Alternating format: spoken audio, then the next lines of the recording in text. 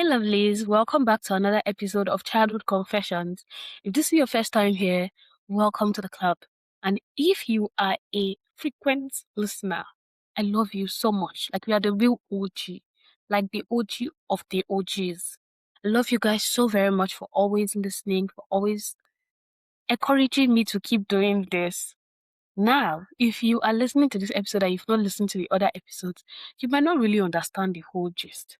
So for you to get all the tea, for you to clock it in, clock that tea, you go back and you listen to episode 1 to episode 5, then you come back and listen to episode 6.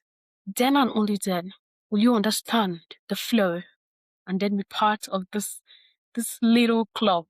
Now, episode 6, it's like a continuation from episode 5. It's still primary school stories, but this time around, it is the only time I belonged. Yeah, the only time I belonged. And I'll just go right into it. I was in primary 4. It was the last term in our school. Promotion wasn't automatic. It wasn't about positions or rankings. The principal would come into the class himself, go through your textbooks and your paces, and decide if you were ready to move to the next class. That day, he checked everyone one by one. Then he said, if you are eligible for promotion, stand up and pack your things. So he would usually just check your books and tell you, okay, stand up or you're eligible. So I stood up, I packed my things, I packed my books, I was promoted. But while everyone else was excited, talking to their friend about how they're excited to be going to primary 5, which was literally the last class before we graduated, they were chatting and laughing and pushing to be first in line so they could get the best seats in the new class. I felt nothing. No excitement, no pride, no relief, just indifference. I stayed at the back, strolling casually with my books in my hands. And while others rushed ahead. When we got to the new class, something unexpected happened. There wasn't enough space. A few of us, just 4, didn't get seats. Now, the principal said we should go downstairs to another class temporarily until space was created upstairs. He was explaining everything, but I wasn't really listening because secretly I was happy. For once, I didn't have to sit in the same class with people who bullied me. And these other 3 people, they look uninterested like me, so maybe we are just in the same clique. That term turned out to be the best term of my entire primary school experience. That was how I met Rebecca and Khalid and Jemima. And for those few months, we bonded in a way I had never experienced before. Whatever Khalid's mom packed for him, whatever Rebecca's mom made, whatever Jemima brought, we'll drop everything on the table. And like a love feast, we'll share everything equally. Nobody mocked my 5 cabin biscuits. Nobody mocked my almost tasteless literacy. We even made cups out of bottles where we would pour our drinks and would say cheers before drinking. Now we are maybe just 8 years old, most of us. I felt like I belonged. Rebecca and I became especially close. She was strong, confident. Nobody bullied her. Nobody could even try it. She was like the tomboy. She had this presence about her, and her parents had money, of course. That year, she gave me my first ever birthday gift. It was a glass frame. You know these glass frames that they'll write happy birthday, draw some flowers, then they'll write some kind of sweet message on it. Yeah, that was what she gave me. That was the first and only time I had a best friend in primary school. The next term, we all moved back upstairs. Rebecca and I stayed close. We sat beside each other. The seats that we got, I was literally sitting down beside her. Khalid and Jemima were still around, but it wasn't the same. Khalid was quiet too. His older brother was one of the popular kids.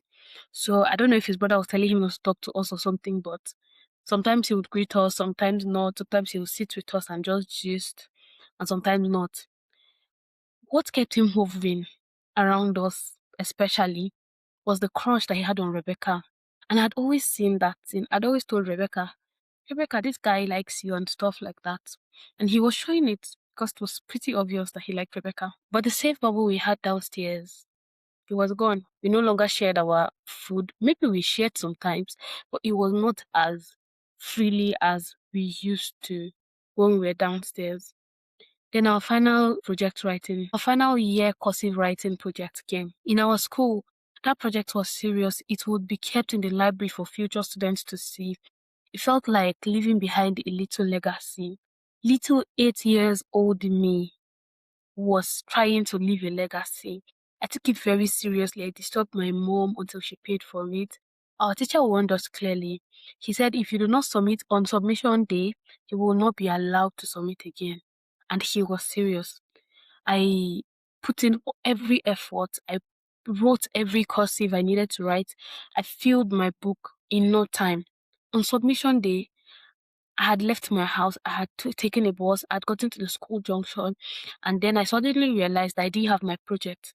So I couldn't go to school without it. I said, how will I go to school without it? And since the bus I entered to the junction did not collect transport from me, they said, as students, or yeah, just go. I took another bus, went home. I searched everywhere. I turned the house upside down. I couldn't find it. I sat down at home. I cried and I cried, but I knew I could not stay at home. If my mom found out that I came back home from school, it would be another problem. So I cried my way back to the junction and took another bus with the last money I had. Most people on the road in the bus were asking me, what happened or why are you crying? I didn't answer anybody. I think coming back home that day, it was Rebecca that gave me the 20 naira I used. I got to school very late, and when my teacher asked, I explained everything. That day I cried almost the entire time, watching other students submit their project with pride on their faces. All my efforts gone. When I got home, I saw it. I saw the project. It was sitting in the same spot I had checked over and over again. So I was like, how did it appear again? Like, where did it come from? I asked my mom. She said she had taken it to make another copy for me to keep at home. She knew it was submission day, but she didn't tell me she took it. So how would I have known that she took it? I cried again and I told her. I was talking and I was crying. I was like, so my teacher said you won't accept it again after today. Why would you take my project? Why would you not tell me? And this is that. I knew that even in that cry and that anger, I could not shout because they would just finish me. My mom just casually said, hey, is that why you're crying? I'll take it to school tomorrow now. I tried, trust me. I took it to school the next day because I truly wanted it to be accepted. But my teacher did not accept it. He said the day has passed. He warned us. She never came to speak to him. Maybe if my mom had come to school with me, she had said, oh, I was the one that caused it. Oh, I'm so sorry. Please, and begged him. Maybe he would have accepted. But she never came to speak to him. And that project meant so much to me. My tiny heart, my tiny little 8-year-old heart broke. Till today, both copies of that project are still in my house, sitting somewhere. Maybe rats are just there eating it. Now, the bullying became worse when I was made assistant health prefect. The health prefect was one of the ringleaders of, the Popular Kids Association. And then they made me assistant. On that day, I was shocked on the assembly ground. I'm like, why? Like, why are you making me health prefect? Did I ask for prefectship? If anything needed to be done, she preferred to do it alone. If I tried to assist, she would shout, leave it alone. What do you know? Why are you touching that? Don't touch that. One of her parents was a doctor, so she felt like she knew everything. Eventually, I stopped trying. Whenever somebody was injured, I would just stay away. One day, she wasn't in school and someone got injured. That was the first and last time I dressed a wound. I led assembly, I did other prefect duties, but clinic duties, never. I never used to go there. The bullying was usually very subtle until one day, a girl tried to impress their clique and told them that I said something horrible about them. They came to confront me. I kept saying I didn't say it, but they didn't listen. One of them slapped me and said I was lying. I cried uncontrollably. I cried the whole time. Rebecca's parents had picked her up early that day, so she could not even come and help me. The next day, all she could tell me was, God will fight for you. I appreciated it, but they had already told me Shege the day before. We were in primary 5 and it was supposed to be our final year, so I just decided to take everything. My mom didn't submit my name for graduation, so I panicked. I didn't know how I would cope without Rebecca. There was a fasting day, because my school, what they do is that every term there's a day that they set aside for everybody to fast. So you all fast, and then at some point, let's say by 1 o'clock or something, we'd all go outside, we'll pray for a certain period of time, then we'll break the fast. Like we'll just sit under the trees and then we'll just pray. So we took our chairs outside for that afternoon prayer, and they asked everybody to kneel down. Everybody was praying. Then Rebecca and I knelt down. She started crying. I didn't know why she was crying, but I joined her and we prayed together. Graduation day came. There was a party. I still didn't know if I was graduating because my mom never submitted my name to the school as a graduating student. My mom did not even come for that graduation. So I stayed with Rebecca and her mom the whole day. After the party, we went back to collect report cards in the classes. As her mom spoke with our teacher, I felt it. This might be the last time I see her. Then this might be the last time I see her. Then I saw Khalid slip a paper into her hand. Her right hand was in her mom's hand, while her left hand was free. So Khalid slipped the paper into her hand. Then I gave her that eye. What did she give you? And then she told her mom that she was coming. Then we ran to a corner and opened it. And it was a note saying, I'll miss you. This is my phone number. Please call me. We giggled quietly when we and her. We just laughed. And I was like, I said it, you see, he likes you. And her mom, soon after we did our drama in the corner, her mom called her, Rebecca, let's go. I followed them to the car. I kept waving until they drove off. I went back upstairs, collected my report card. I walked to the junction. I sat on the engine of a bus, as per usual. Then I went home. That was the last time I ever saw Rebecca. Right now, I can't even remember her son name. Like, till today, I've not seen her ever again. Eventually, my mom said, you're going to just one. I begged her not to send me back to that school, although they had just 1 to 3. And if I had gone back there, I would not have to pay tuition. So she said, casually, which school do you want? At this point, we were still broke, but then we were not like poor, poor, poor.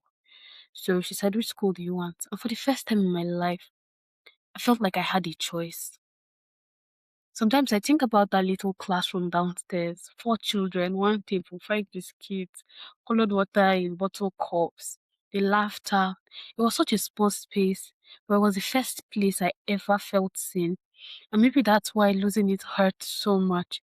Because once you taste belonging, going back to surviving feels heavier. I wasn't asking for much, just one safe corner, one person who chose me, one space where I didn't have to shrink. And for a few months, I had it. Then life moved us back upstairs, back into hierarchy, back into comparison, back into subtle cruelty. And I learned something that day. I watched Rebe- and I learned something that day. I watched Rebecca's car drive away. Sometimes the person or the people who protect you cannot stay forever. Sometimes the season that heals you is temporary. And sometimes your greatest childhood gift is simply knowing that belonging is possible. When everything else felt hard, I now knew what it felt like to be included. And that memory, it never leaves my head. Nobody can take that away from me. Thank you so much for listening to episode 6 of Childhood Confessions. You want all these juicy details, you want more, right? I can see it in your eyes. Yes, you want more. So stick around. Episode 7 will be coming Wednesday next week. Do not miss it. Follow Childhood Confessions on social media for all the latest updates. You can also drop your anonymous messages on our anonymous link that will be posted on all the social media platforms. Childhood Confessions on YouTube, Instagram, TikTok, and Facebook. We'll see you in the next episode of Childhood Confessions. Bye. Have a lovely, lovely, lovely midweek.